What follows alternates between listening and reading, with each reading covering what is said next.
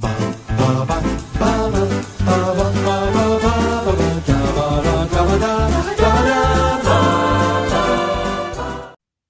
I'm Thomas Carruthers. And I'm Will Leggetter. And today we're talking about, we're rounding out our Wes Anderson fortnight, and we're talking about not just my favorite Wes Anderson movie, but one of my top 20 movies of all time, Will. These are the names that define our world. The artists who shaped our minds. The rebels who challenged our views. But of all these legends, there is one that stands above all others. I'm sorry, did someone say my name?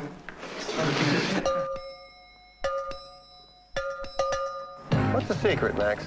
The secret? I think you just gotta find something you love to do and then do it for the rest of your life. For me, it's going to Rushmore. Sharp little guy. He's one of the worst students we've got.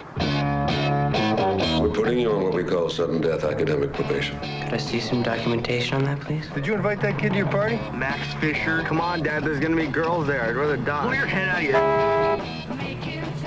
Maybe I'm spending too much of my time starting up clubs and putting on plays.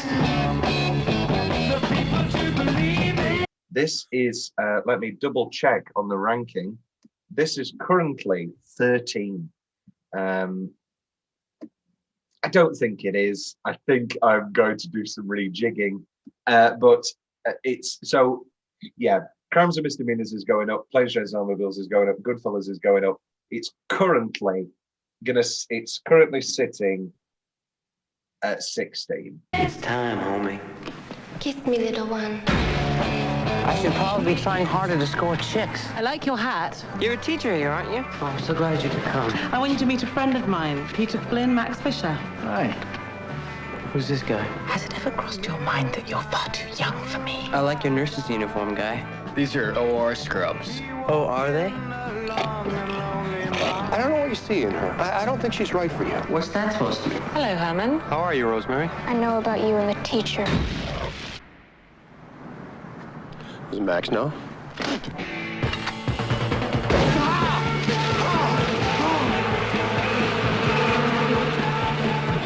about 5'3", 112 pounds, glasses. You know, you and Herman deserve each other. You're both little children. War does funny things to men. You'll find a pair of safety glasses and some earplugs underneath your seats. Please feel free to use them. But also, my top 20 movies, it's a purely arbitrary ranking.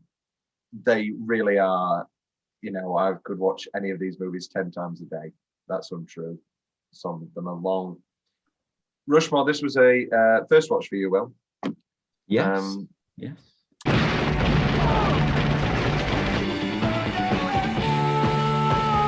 What do you think of Max's latest opus? It's good. But let's hope it's got a happy ending. Rushmore. Thank you very much.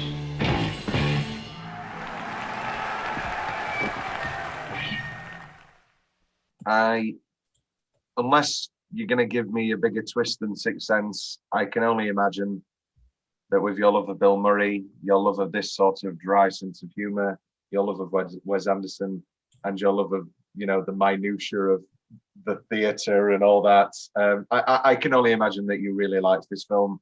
Correct me or agree with me? Oh, it was fantastic. It was just yet another. I don't want to box him in, but it was just yet another classic Wes Anderson movie that just made me feel all tickly and warm.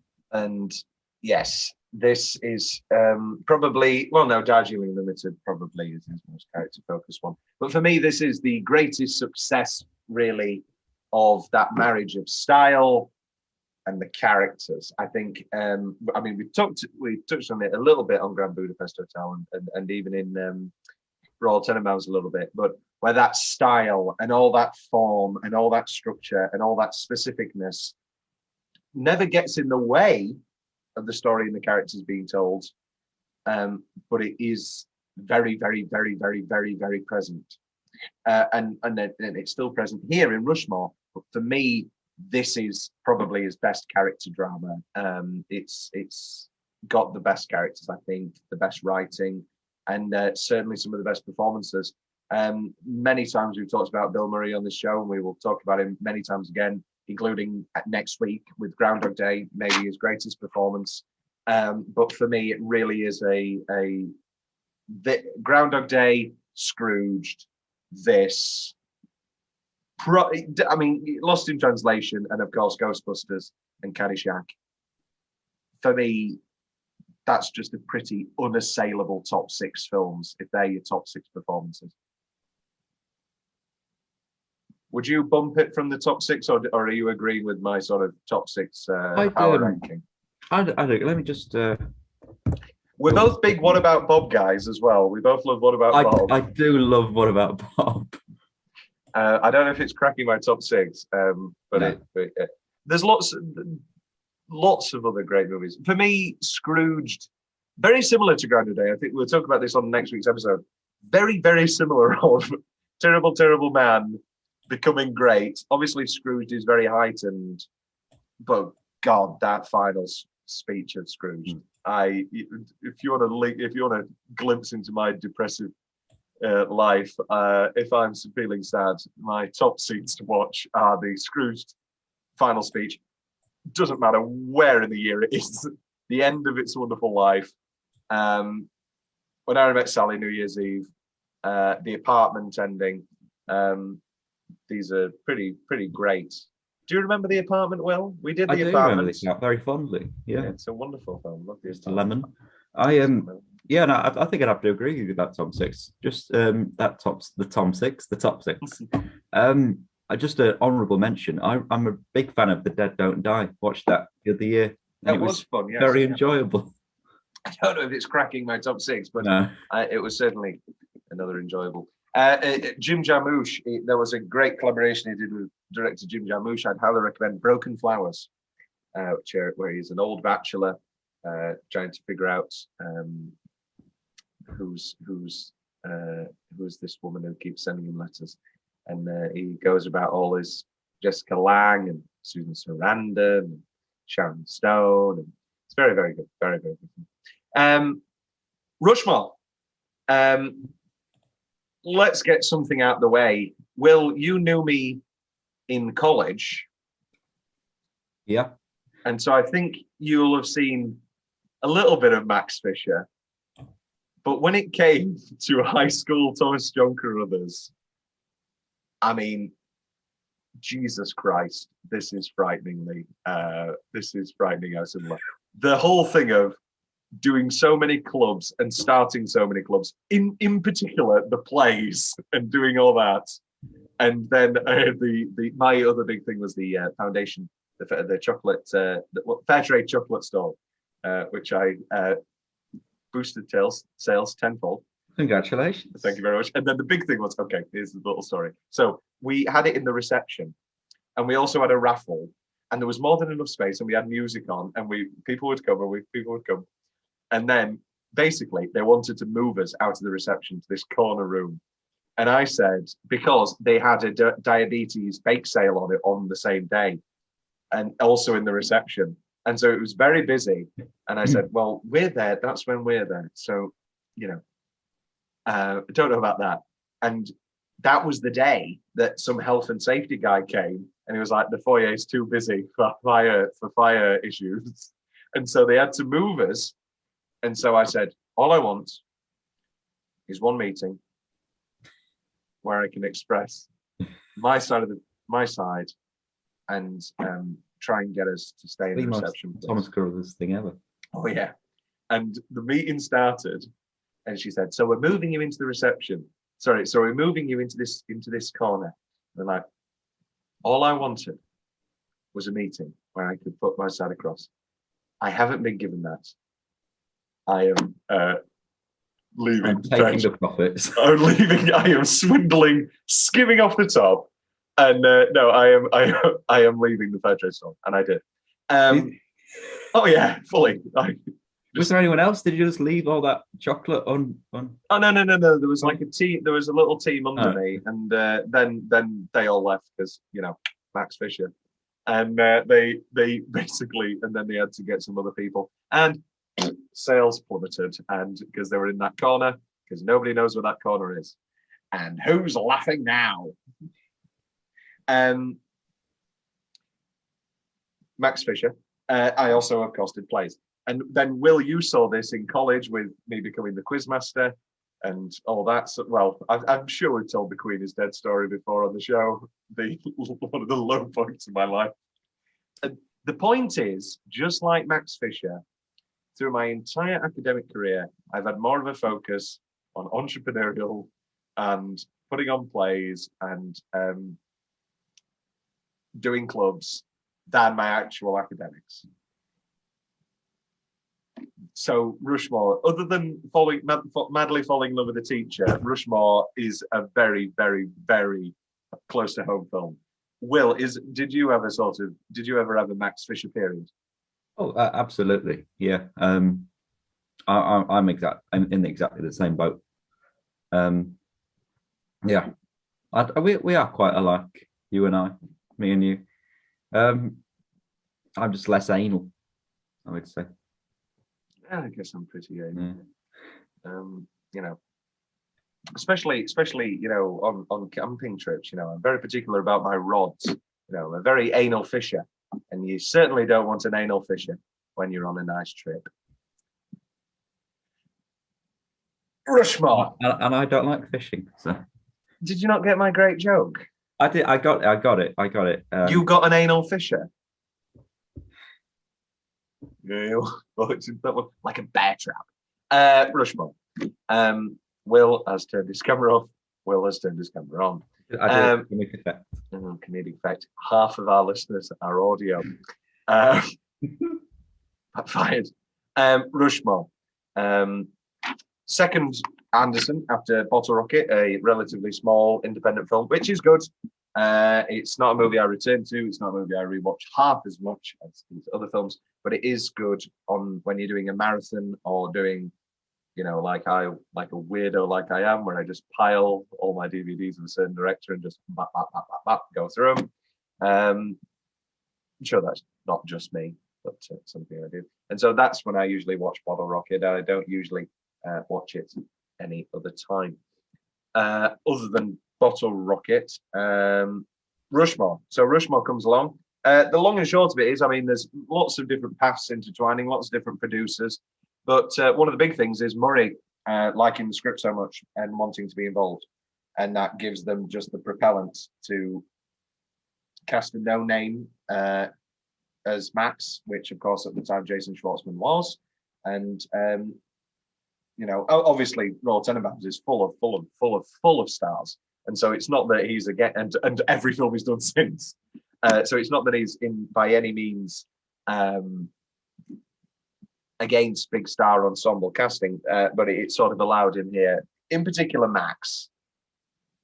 Well, I mean, we'll get to it in fun facts, but there really was a point where they didn't know whether they could make the film because the role of Max Fisher was so quote unquote uncastable, and they just struggled for so long. YouTube comments. Wow, almost 20 years, and I think this would have been another Dead Poets Society. I mean, very sad Dead Poets Society. True fact. My ex watched Dead Poets Society, and her review afterwards. It was very boring, but then when the man killed himself, I thought that was interesting, and I liked the final sad half an hour. Real thing, she said. I didn't like all the fun stuff and the touching Robin Williams making people, you know, be happy. I liked the bit where the kid killed himself. Excellent movie, in my opinion. Somebody commented on that. Excellent movie, factually. So, you know, diverse opinions there. Is that the same actor who played Gideon from Scott Pilgrim? Yes, it is. Well, we've talked about the Cornetto trilogy a lot, but are you a Scott Pilgrim person? I've not seen it. Ever? No. I've seen bits and bobs. Big fan of the skateboarding. Yep, Chris Evans. Yeah. It's a great film. Once the Katrina Unit 1-star review, Connor. Can I say monotonous? Because monotonous is what this movie is. As others have said, if you decide to watch Rushmore and find it's going nowhere, don't give it a chance. It goes nowhere from beginning to end. You'll be more entertained watching a goldfish swim in a bowl. Why are people calling it brilliant, heartwarming, and hilarious? The film had none of those qualities, for it lacked plot and sympathetic characters. It's almost like people have arcs. It's almost like there is a journey to these characters. A comedy with remarkably few laughs in which an insufferable teenager experiences a change of heart. Except for the few scenes between or referring to Bill Murray and his twin sons and those involving Brian Cox, this is a decidedly unfunny comedy. The hero is, I suppose, intended to be viewed as irrepressible, when in fact, he's insufferable. Well, there you go. Again, almost like it's the point of the film. Not worth the 2-cent plastic casing the videotape came in at the video store. This is from 2001. This movie is about a 15-year-old, blah, blah, blah, blah, blah. Soon he gets, they're just talking about the film. It was mainly for the title of that one. Forget reading Nietzsche, watch Rushmore. I cannot begin to convey the intellectual and spiritual riches of this exquisite, almost transcendental film. I've seen Rushmore. Have they got this wrong? Is this supposed to be a 10 out of 10? It entertains and inspires people. Never before have I seen such everyday people brought to the screen in such a believable and moving way. 1 out of 10. They just have very, very high standards. Oh, we've never talked about this before. Do you think some people think that 1 out of 10 is the best? Oh, you mean like first? And in first place. Oh, wow. Maybe that explains it. Oh, wow. Wow. Wow. Speaking of wow, we have a Wedding Crashers sequel on the way. Oh, I sent a little thing through the other day. We've just done our Wedding Crashers episode. Really very excited. I mean, do you want to go to the cinema to see the Wedding Crashers sequel, Tom? I mean, yes, of course. A sailor. Have we ever seen a film together, Will? We went to see Cats. The only film we've ever been to see together at the cinema is Cats. Yeah. Cats. Jesus Christ. I am Gus, the railway cat. 10-minute stretch. Best 10-minute stretch. What is my favourite film? So I'm going to start. Meet Bill Murray and his little speech and Max clapping, which I did steal for Overture, a short film starring Will Leggetter. Will was the Max Fisher. I think I played Max Fisher very well. Everybody can go watch it. Meeting Murray. The library and flirting and pouring all the water and flirting back and forth. Have you ever crossed your mind that I might be too old for you? What do we think of Olivia Williams in this? I think she's absolutely sensationally good in this. Yeah, and excellent. It's Olivia Williams. You know, it's not one of those big names. I'm trying to think what's like the biggest thing Olivia Williams has done. Sixth Sense. Sixth Sense, yeah, which was just before. Oh no, just after this. Pardon me. Wait, she was Camilla Parker. Oh, she's playing Camilla in The New Crown. Oh, I'm halfway through series 2 and I'm really enjoying it. It's excellent. Yeah, she was in Victoria and Abdul, the worst film I've ever seen in the cinema. Really? You always pick the movie. Let me pick a movie. That's what happens when we pick your movies. We watch Darkest Hour and we watch fucking, oh God. She's very good in An Education and The Ghost, which is released in England as The Ghostwriter. We don't talk about Roman Polanski, but we do when he makes excellent film. Have you seen The Ghostwriter, Will?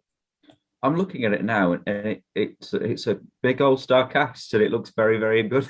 Will, it's Pierce Brosnan playing a prime minister, married to Olivia Williams with Hugh McGregor as a ghostwriter, and it's all a big conspiracy. You would absolutely love it. It's one of Pierce's best performances. Love the Ghostwriter. I might return to that actually. Wait a minute, where were we? Best 10-minute stretch. Probably my favourite 10-minute stretch. Sorry to play my hand early. Is the performance of Serpico, the play. into the dinner with Luke Wilson.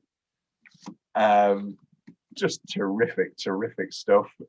You know, don't fuck with my play, and the punch, and then coming on, and then Bill being all sheepish after giving him a whiskey. It of course features my favourite gag in the entire film, which will appear in Tom's weirdly specific favourite part of the film. The introduction of the affair, the sort of the switch affair now of Murray and Williams, of Miss Cross and Herman Bloom, great names. The revenge, back and forth and back and forth and back and forth, into the play finale, which is of course excellent. Heaven and Hell, his ode to Vietnam, which I just love that it's seeded very well. You know, early on, you were in Nam, right? Yeah. Were you in the ship? Yeah, I was in the ship. And then at the end, he's done this incredibly touching, truthful play that brings Bill Murray to absolute tears. And I just fucking love this. It's the fact is like, oh yeah, I wrote it in second grade. Can I put this? That's something Tom would do. Well, I mean, maybe the most accurate line ever uttered on screen about me is, I mean, this isn't how I got into any college. I got in by grades. But you know, do you remember why you let me in? I wrote a little one act about Watergate. This is very true. I've never written about Watergate.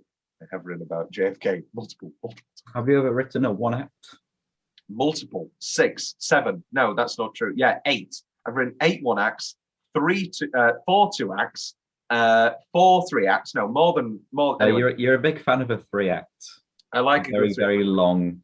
But I like a justified 3 acts. I will never head into. You know, I like, you know, then and again, you've got to give yourself an epic. Nobody's going to read it anyway. I will. Will you want to read this play with me on a Friday? Oh, yeah. You'll read a comedy with me. Yeah, I'll read a funny one. And we'll do all the voices. Which takes us into your 10-minute stretches. Did I miss it? It does. I pretty much say I've gone for definitely the play Into the Ball. I've gone for the opening. Yeah.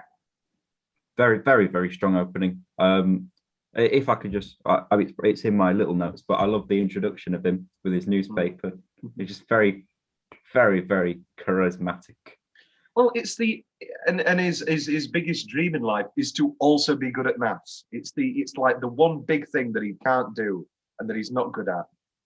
But of course, his biggest fantasy is to also be good at that. Is to be literally good at everything. Are you good at maths, Tom? I was actually fast-tracked in high school and got an A star, which is something I loved to lord over my ex, who studied maths at college level, A level, and not A levels, yeah, A level, but she only got an A at GCSE, so I like to, you know, rub that in. So did I. I was one off an A star. Ha! So literally, the 2 people in my life, well, she's not in my life anymore, but the 2 people in my life who are like the big maths people and the big science people, I did better at maths than. That is, I can die happy. I got 100% Please in kill mechanics. Me. Oh, mechanics, yeah. I got 100% in Meccano. Right, any of the 10-minute stretches, Will? Did you have an ICO? Were you a Meccano kid or an ICO kid? Do you remember Connects? Oh yeah, yeah. We had Connects. We had Connects. Lego, Meccano, Connects. The fun never ends. All of them. They were great. Good fun. Great fun. Good old-fashioned family fun. Yeah, I've gone for the big old slapsticky, revengey mix up with all the jumping in the windows. And what's your favorite? What's your favorite revenge? The fake blood. That's good. I particularly enjoyed the culmination and just him literally cutting his brakes and nearly running down the janitor, and just that final hard cut to him talking to the police. Big IT crowd vibes. Caucasian, glasses. The minute he said Caucasian, I went red hair, theatre. Excuse me, sir, can you come with me? Glass. Can you go with me? Oh, which paper are they from? They're from the Standard. Oh, you're on the telly. Laura, she played the drug addict who got stabbed in the face. Oh, she's lovely. Laura Knightley from The Bill, Richard Ayoade's real wife. Did you never know that? I didn't know that. You probably mentioned it many times before, but I just don't listen to you. If somebody wants to make a really boring montage, they can do that montage of Tom saying that fact. Which takes us into Tom's really specific favourite parts of the film. Incredible opening of that Murray portrait. I want that portrait. Get me it. Somebody find me the Bill Murray portrait. Little one act about Watergate, which we talked about. The initial zoom into Mrs. Cross, her reading Kidnapped by Robert Louis Stevenson, just delightful. And it is that ideal thing of falling in love for the first time. And of course, through the childish naivete. So very similar, I think, to the Moonrise Kingdom conversation we were having about the naive sexuality of that film. And also it's here as well. I love all the talk about hand jobs. I just love that is just the only concept they have of sex is just, oh, he gave you a hand job. Oh, she gave you a hand job. I also think when Dirk talks about Herman and Mrs. Cross giving a hand job while she was asleep in the pool, I don't know if it was a hand job, and I don't know if it was maybe some actual real sex, but that is all that Dirk knows to call it.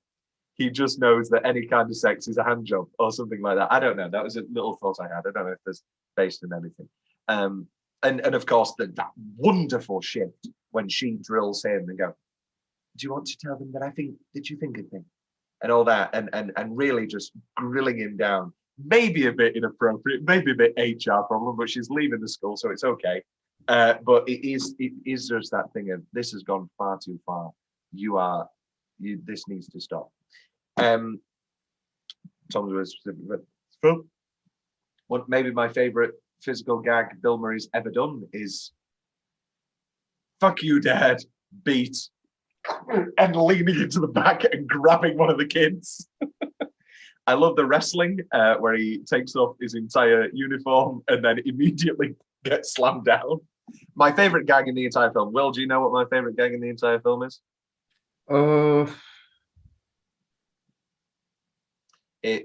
These are OR scrubs. Oh, are they? Is one of my favorite gags ever. I love the Murray peeking out from behind the tree with his cigarette. Similarly, I also love the tree falling later. I love, it's probably should be in single minute, but I love the organ music, Dirk standing in front of the car, and then Herman coming to say hello to him. Please don't tell Max. Please don't tell Max. They're all terrified of him. And then coming back to the car and it's locked. And he just, let me in the car. Let me in the car. Is brilliant. I love him going into the hotel. I'm being sued. How long are you staying for us? Indefinitely. I'm being sued for divorce.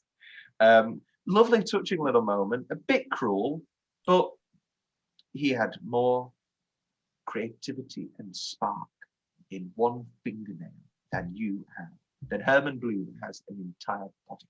And then Max, one dead fingernail, is brutal. But is, of course, her arc as well. And I love the dedications before Heaven and Hell. This is dedicated to my mother and Edward Appleby, a friend of a friend. Just absolutely, and I love his dad's reaction on the mother's dedication. That gets me every time. This is a really emotional film. It's not a movie I've ever cried at, but there are repeatedly moments that I get really quite touched at. Did you get touched in particular, Will? Not really. Fair enough. I'm just emotionally unavailable. No vacancy. The Will's more general favourite part of the film, or specific or whatever.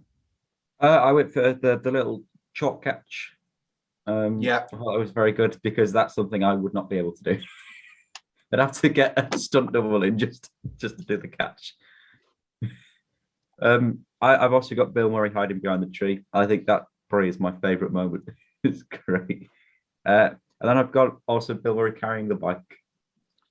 Bill Murray doing anything. I love Herman Bloom. Love Herman Bloom. Anything else, Will? That's it from me. Well, that takes us into. Oh no, it doesn't just yet because we have soundtrack corner, and what a bloody soundtrack this is! Wall to wall soundtrack. So originally it was just going to be Kinks, but they eventually decided against that through the course of editing and production. So we split this two ways. We do best song full stop and best use of the song, pardon me. This is pretty stacked for me. I think every one of these choices is something I've listened to repeatedly and love. Anything jump out to you immediately, Will? Or yes, but for maybe the wrong reasons. Okay. Making time, I think, is excellently used in an excellent song. Mm-hmm. But it's also the theme tune to the Great Pottery Throwdown, which is how I knew it. As soon as that came on, I'm like, Christ, they're using a theme tune from the Great Pottery Throwdown. Not knowing that it was actually a song. No, I thought it was written just for the show, but now I know. That's pretty rocking for the Great Pottery Throwdown. It's great. There's a lot of flames and it's a good intro. You should watch Great Pottery Throwdown. No. And yes, I similarly do like Making Time. One that always sticks out to me is Nothing in the World Can Stop Me Worrying About This Girl, the one Kinks song that does actually make its way into the final film in that lovely semi-graduate homage. One of my favorite single minutes, certainly Bill Murray throwing golf balls into a pool, getting his cigarette, getting his whiskey, diving into the pool in those Budweiser shorts. I mean, iconic. I also big fan of Here Comes My Baby, Yusuf, Cat Stevens. And The Wind, similarly by Cat Stevens. Very, you haven't seen Harold and Maude, Will. Well, that's not true. I don't know. Have you seen Harold and Maude? I haven't. No. You would very much like Harold and Maude, Will. And that's entirely scored by Cat Stevens. So that I feel in Wes Anderson, in particular, this film is very Hal Ashby in its style and tone. And Anderson has talked about Ashby before. And obviously with this musical referencing, you can really feel it. And Oh Yoko, one of my favorite Lennon songs. Just an absolute banger if the parlance equates. Best use of a song, however, I'm going to give to Ooh La La, The Faces. Incredible ending. So am I. Absolute incredible ending. Beautiful, touching, all you could ever want. They're all getting back together. It's a happy ending. It is lovely. And Cho Chang, no, that's Harry Potter. What's her name? Can't remember. Margaret Yang. No, not Margaret Yang. Yeah, Margaret Yang. Is it Margaret Yang? Yes, Margaret Yang. Pardon me. It was the Yang and Chan threw me off. The Margaret Yang and their date, and they're gonna date, and it's just wonderful. Everybody's so delightful. It's lovely. Which takes us into what I was trying to get to earlier, which is the Oscar travesty. It really is an Oscar travesty. We've got no nominations to talk about, Will, at all. In a perfect world, I'd go Best Director and Best Picture, but that's not going to happen. I'm sorry. It's bloody Shakespeare in Love, It's bloody Shakespeare in Love, yeah. Yeah, big Weinstein energy. Big surprise, actually, really, as we all know. Well, I say we all. Everybody thought it was going to be Saving Private Ryan, of course. Spielberg did win director, but we talked about this a lot with the Truman Show year in our episode. For me, that's probably the biggest. I could see if we lived in a better world, I could see a nice Truman Show sweep. But Manx sweep. Hashtag Manx sweep. But in the meantime, Rushmore sweep, I'd gladly go for. How would you split it? I love Olivia Williams, but that's a very good Best Supporting Actress. Murray, Schwartzman. I put Murray in supporting. Yeah, but you can't put Murray in supporting because Oscar bullshit wise, they're never going to give Schwartzman a Best Actor nomination. I think your best push would have been Murray for Best Actor. Oh, look, he's doing serious stuff. And then Schwartzman for Best Supporting in the sort of Edward Norton Primal Fear. Because, of course, Edward Norton in Primal Fear is just as much a lead. I mean, Oscar fraud is just all everywhere to be seen. However, unequivocally missing here is Owen Wilson and Wes Anderson for Best Screenplay. Look, I love Warren Beatty, but Bulworth? I mean, do you know the premise of Bulworth, Will? No. I believe it's a politician who becomes like a rap artist, and it's written by Warren Beatty and Jeremy Pixar. Don't know what's happening there. And Life is Beautiful is just very, very dull. Is there anything else we're missing, Will? Is there anything else, pardon me, that you would like to have nomination for? I wouldn't think so. I wouldn't think so. I don't want to give them too many nominations for an early film. Bizarre logic there, but we'll go with it. Best single minute, I touched on a couple. I similarly have the math opening that you were talking about. Bloom in the car, sidestepping as he's pulling along on What's the Secret, Max, diving into the pool. And I love Brian Cox's stroke and coming to see him in the hospital and Max. And that's the first thing he said in a month. Gets me every time. We haven't talked about Brian Cox yet. Let's talk about Brian Cox. I mean, I love Brian Cox. And in particular, I very much love him in this film. I mean, he obviously has the absolute clencher, the original trailer line of he's one of the worst students we've got. Bright little kids, he's one of the worst students we've got. And of course the stroke scene is hilarious.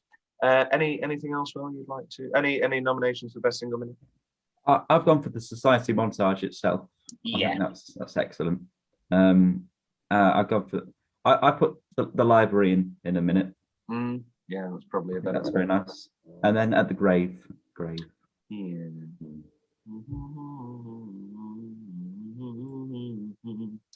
Best line. I saved Latin. What did you ever do? You guys have it real easy. I never had it like this when I grew up. The great opening speech and take dead aim on the rich boys, get them in the crosshairs and take them down. I just love the whole thing of, giving them great advice. He's literally giving them great advice and nobody cares or listens. The whole, some of you are born rich and you're going to die rich. The big energy of Herman Bloom is, of course, that man who made his own wealth and what that does. And all your entire life, you just want to do the best for your kids. But then your kids will never respect you because that's all they've ever known. So they have no understanding of what you've done. And so, and all it does is make you angry. So that's that. My top schools where I want to apply are Oxford and the Sorbonne. My safety is Harvard. Great gag. I'm a little bit lonely these days. I feel you, Bill. I understand you're a neurosurgeon. No, I'm a barber, but a lot of people made that mistake. And I always wanted to be in one of your fucking plays. And I also very much enjoy he's dumb and out or whatever when he calls him Irish and he goes, he's Scottish. And he goes, tell that stupid Mickey just made my list of things to do today. He's great. Any other best lines, Will? I put down the bit where he walks through. Oh, sorry, just came out to say thank you for wrecking my life. That's great. I also like the bit where he's speaking Scottish and he's like, is this laddie? Yeah, when he goes there, your wee little skin mark. Was that lad? Yeah, very excellent stuff. Very good. What's the change? I only have one, and I actually originally had it in Tom's big question. So before we get to that, have you got any actual changes? I've got two. Shoot. Two. One of them is the pool. You didn't like the pool? Could have jumped into a nicer pool. Nice warm pool. I know it's the whole point. I know he's just had his whiskey, but I think a nice tropical pool, some. You wanted palm the trees. Christmas vacation when he's imagining the Mary from the lingerie stall, and he's imagining her in his. Have you seen Christmas Vacation? Though? What? Yeah, Christmas Vacation. Yeah, as in Christmas Vacation. Yeah, as in Christmas Vacation. You just weren't reacting. I just I'm thought, sorry. I thought that would have been an absolute killer reference, and you just nothing. Deal break. What's your name? My name. Oh no, sorry. 'Tis the season to be merry. That's my name. No, sorry. My name's Mary. No shit. It's nipply out there. Nippy. Oh, great shit. Anything else, Will? I've also gone. You're going to hate me for this. I don't think the painting of Bill Murray is very good. Yeah, like as a choice or the actual painting. The actual painting. Yeah. Again, I like that it's a bit shit. I like that it's this ugly.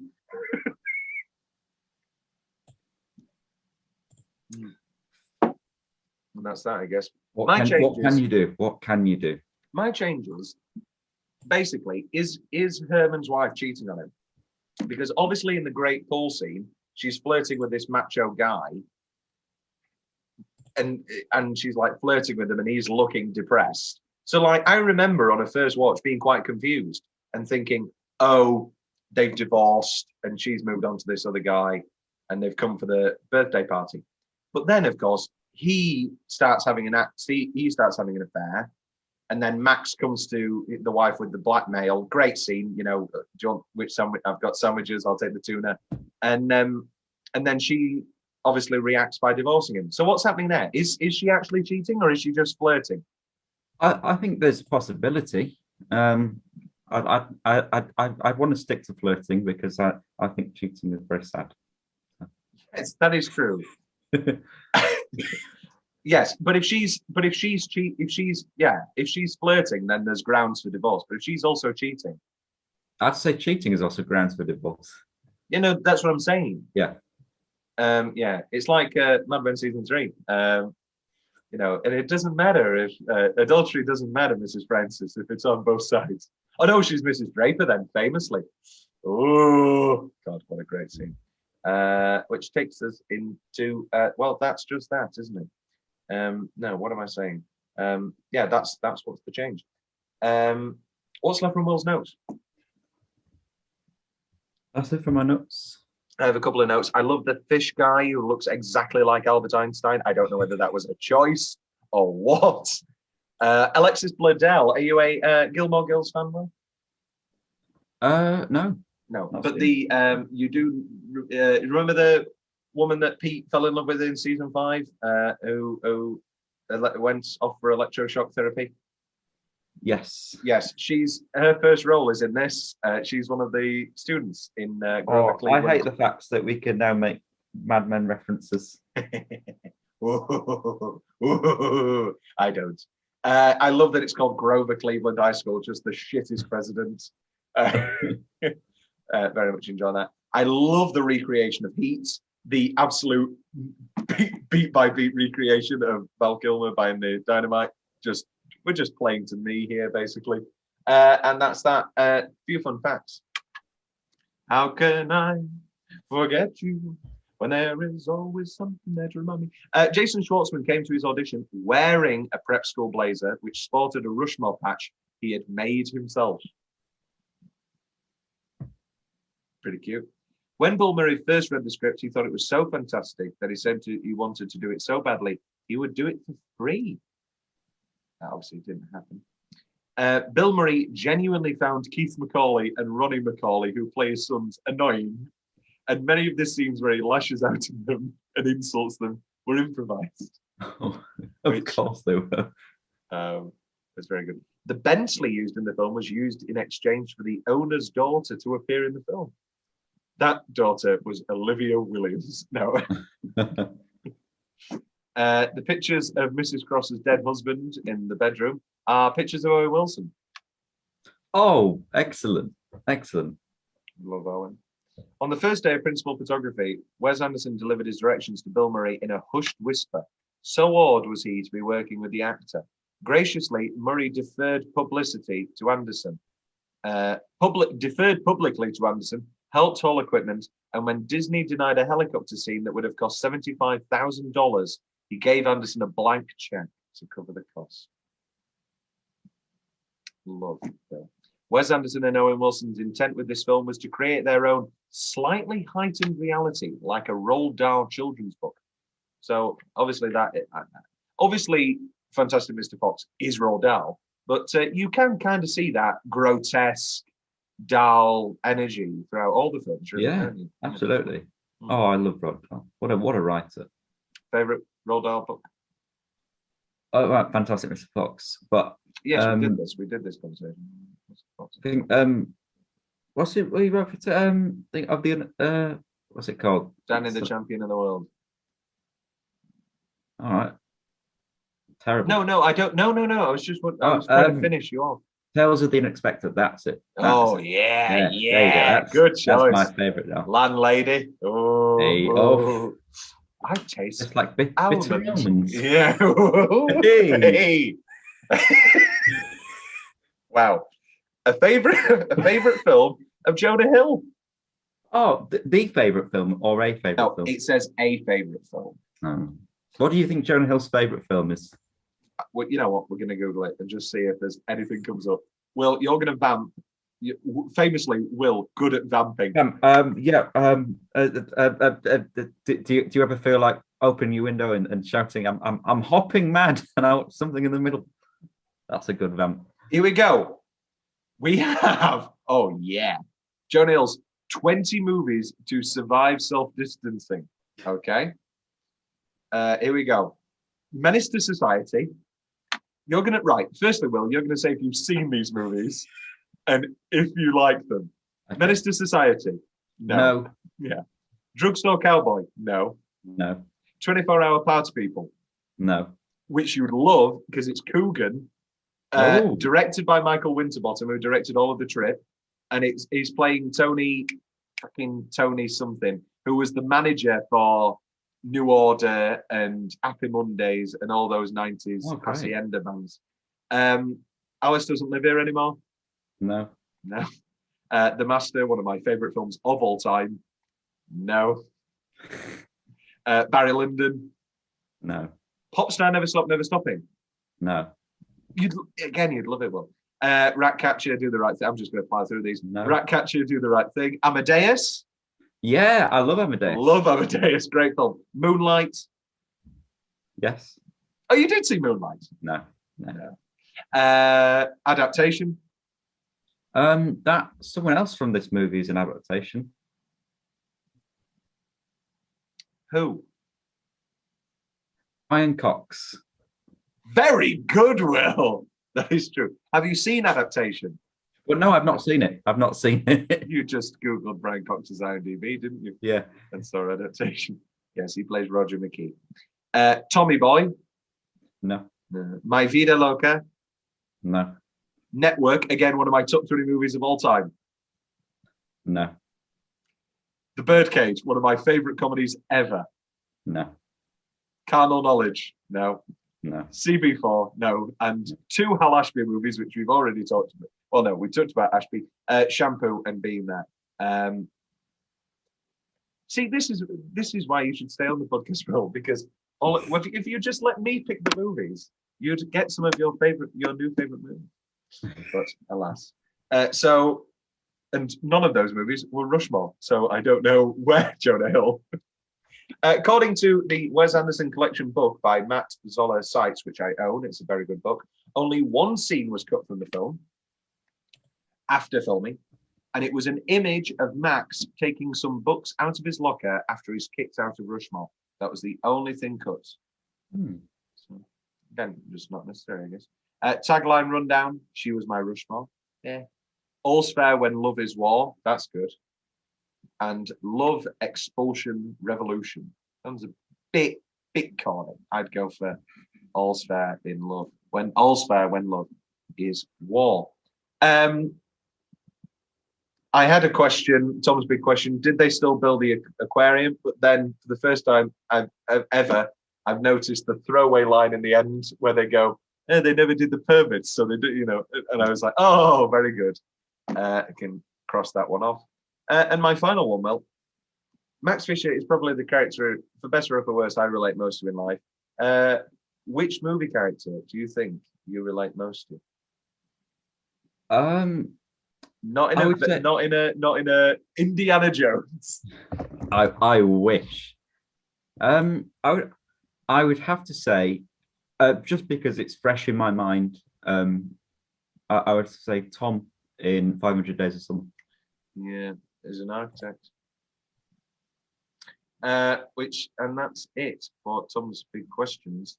Do you have any questions, Rob?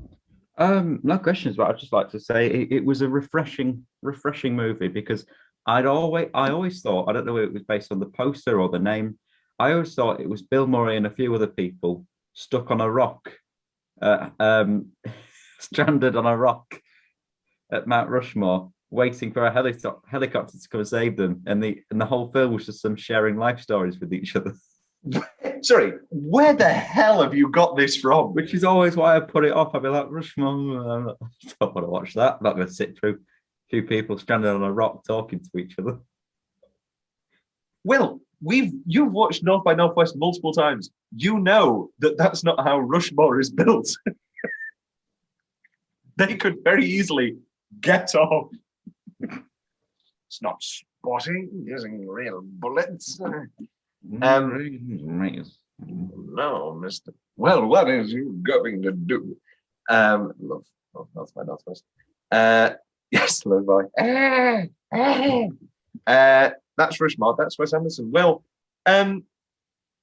so we aren't going to open it to the whole field, because it's we've only done 5 of his movies.